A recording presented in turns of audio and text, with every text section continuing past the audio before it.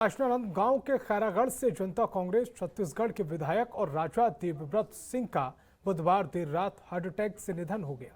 दिवाली पर वो अपने निवास पर ही थे और देर रात करीब 3 बजे अचानक उनकी तबीयत बिगड़ गई, जिसके बाद उन्हें खैरागढ़ सिविल अस्पताल ले जाया गया, जहां अस्पताल में डॉक्टरों ने उन्हें मृत घोषित कर दिया।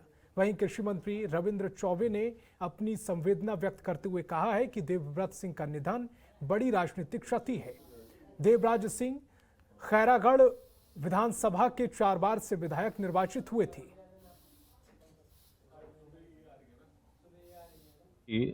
हमारे छत्तीसगढ़ के बेहद होनहार राजनीतिज्ञ थे।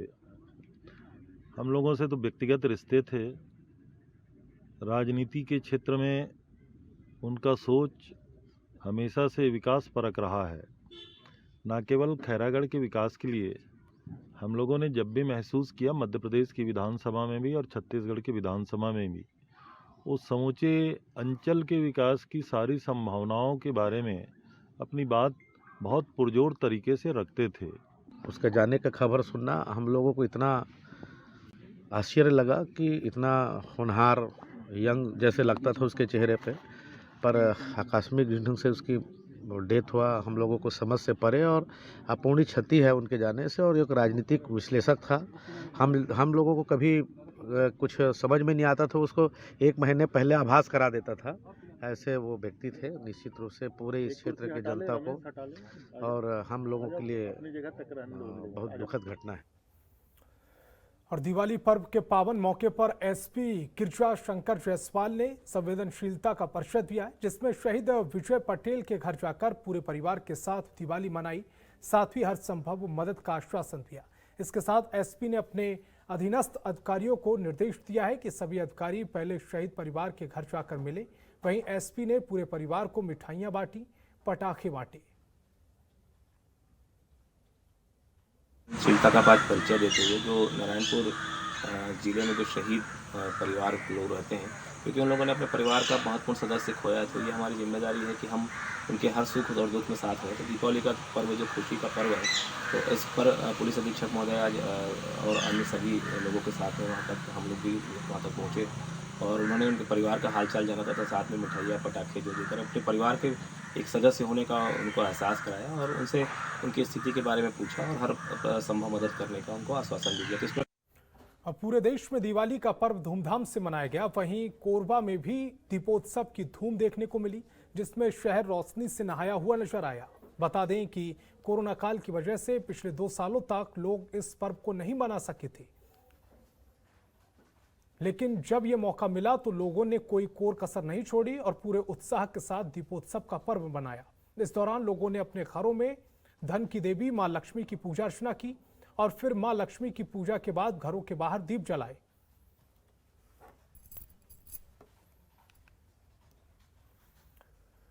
और कोरबा में कई सालों से वन्य जीवों के प्रति समर्पित संस्था जो शहरी क्षेत्र और ग्रामीण क्षेत्रों में अपनी जिम्मेदारी बखूबी निभाते हुए सांपों के साथ अन्य जीवों को बचाने का काम करती हैं, उस संस्था ने दिवाली पर कुछ हटकर कार्य किए हैं, जिसमें संस्था ने बच्चों को मिठाई और कपड़े बांटे। जहां इस कार्यक्रम को सफल बनाने के लिए बहुत लोगों ने सहयोग किया। साथ ही सभी ने इस कार्यक्रम की प्रशंसा करते हुए आगे भी निरंतर इस दिशा में काम करने के लिए आश्वस्त किया है। इसी को लेकर जितेंद्र सारथी ने बताया, पहली बार हम लोगों ने इस दिशा पर काम किया है और बहुत ही अच्छा लग रहा है। जीवों की जान बचाने के साथ लोगों की जान बचाने का काम हम लोग करते रहते हैं। जंगलों में रहने वालों के लिए सोचना भी हमारी जिम्मेदारी है। सर, हमारी स्नैक रेस्क्यू टीम जो ज़िले में लगातार सांपों को बचाने का काम करती है, हमने सोचा कि कुछ विशेष कुछ अलग काम करना चाहिए, जिसके लिए हम यहाँ से 65 किलोमीटर दूर मुख्यालय से हम पहाड़ी कोरबाओं के बीच पहुँचे, जहाँ हमने सभी बच्चों के साथ और वहाँ महिलाएं हैं जो पुरुष हैं उनके साथ हमने दीपावली के अवसर पर पटाखे, मिठाई और कपड़े बांट के उनके साथ खुशियाँ बांटी, जिससे एक लोगों को अच्छा मैसेज और अच्छा संदेश गया कि हम जो शहरी क्षेत्र में रहते ही हैं, निश्चित ही हमारे आसपास सभी सुविधाएं हैं, लेकिन उनके पास किसी प्रकार की कोई सुविधा नहीं है। तो हम उनके बीच में जब पहुंचे तो उनको काफ़ी अच्छा लगा, काफ़ी अच्छा अनुभव हुआ, जिसके बाद हमने उनके साथ बहुत सारी खुशियां बांटी, पटाखे के साथ साथ बच्चों के साथ हमने खेला और निश्चित ही वो एक कार्य बहुत ही दिल को छूने वाला काम रहा। और बलरामपुर के तांबेश्वर नगर के अटल चौक को असामाजिक तत्वों ने पूरी तरह से क्षतिग्रस्त कर दिया। वहीं स्थानीय लोगों ने बताया है कि बीती रात कुछ अज्ञात लोग तेज धमाके वाले पटाखे फोड़ रहे थे, जिसकी वजह से स्थानीय लोग रात भर सो नहीं सके। इसी के साथ होटल संचालक बलराम वैद्य ने बताया है उसकी दुकान को भी नुकसान पहुंचाया गया, जिससे लोगों में दहशत का माहौल है। जानकारी मिलते ही रामानुजगंज थाना प्रभारी राजेश खलको और मनोज सिंह चौक मौके पर पहुंचे, जहां घटनास्थल का निरीक्षण कर मामले की जांच शुरू कर दी गई है।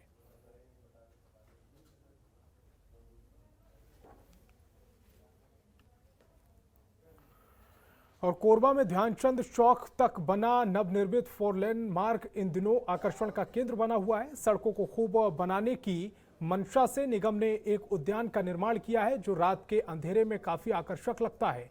सड़क के डिवाइडर में कई आकर्षक लाइटिंग लोगों को अपनी तरफ आकर्षित कर रही हैं। आपको बता दें कि कोरबा दर्री 4 लेन सड़क शहर की एक मुख्य सड़क है, जिसके जरिए प्रदेश के कई जिले जुड़े हुए हैं। वहीं नगर निगम ने जिस तरह से सड़क को आकर्षक रूप दिया है, उसी की तर्ज पर दूसरी सड़कों को विकसित करने की जरूरत है, जिससे कोरबा की पहचान पूरे प्रदेश में एक अलग जिले के रूप में बन सके। ओर से सभी नगरवासियों को दीपावली की हार्दिक शुभकामनाएं। जैसा कि आपने देखा है कि हमने रोड इंफ्रास्ट्रक्चर का जो काम है वो कंप्लीट हो गया है, और उसके पास ये चीज़ देखा गया था कि रोड इंफ्रास्ट्रक्चर तो है लेकिन प्रकृति संबंधित चीज़ें नहीं थी। तो उसी कंसेप्ट को ध्यान में रखते हुए केवल 20 दिनों के अंतर्गत हमने इस पार्क का निर्माण किया है, और इसमें प्राकृतिक सौंदर्य के साथ साथ अच्छी लाइट की व्यवस्था भी की गई है।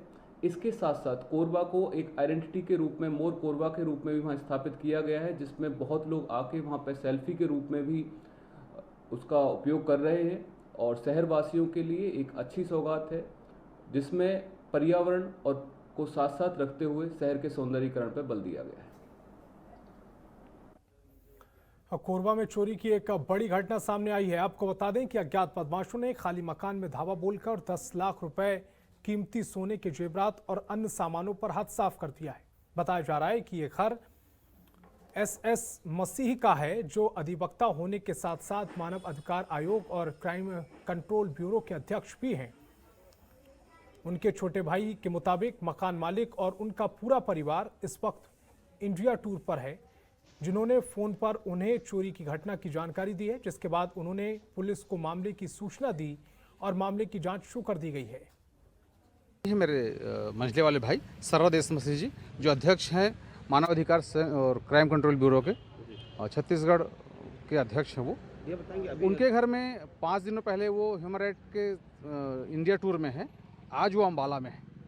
वो दिल्ली के हैं, 1 हफ्ते से नहीं हैं। उन्होंने संजय तिर्की नाम के जवान को अपने घर की रखवाली के लिए छोड़ा था, पर आज जब मैं कोरबा आ रहा था बिलासपुर से, तो मुझे ट्रेन पर भाई ने बताया कि उसके घर में डकैती हो गई है और तकरीबन 10 लाख रुपए का गोल्ड आइटम और दीगर जो सामान है वो उसकी डकैती हुई।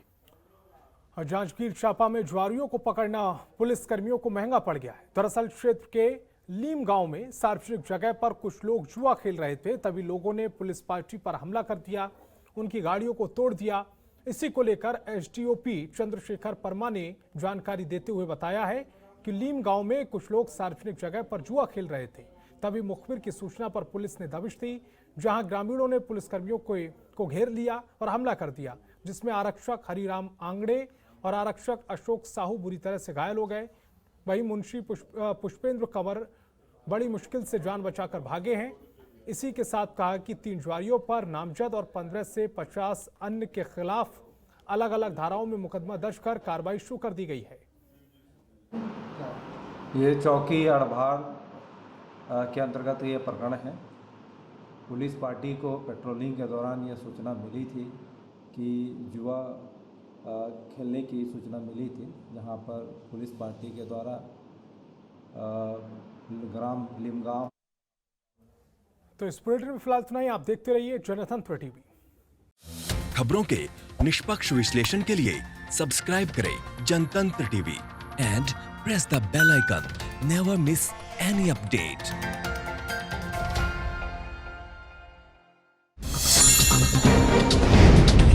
डाउनलोड कीजिए जनतंत्र टीवी ऐप को, जो कि अवेलेबल है गूगल प्ले और ऐप स्टोर पर। अधिक जानकारी के लिए अभी डाउनलोड करें।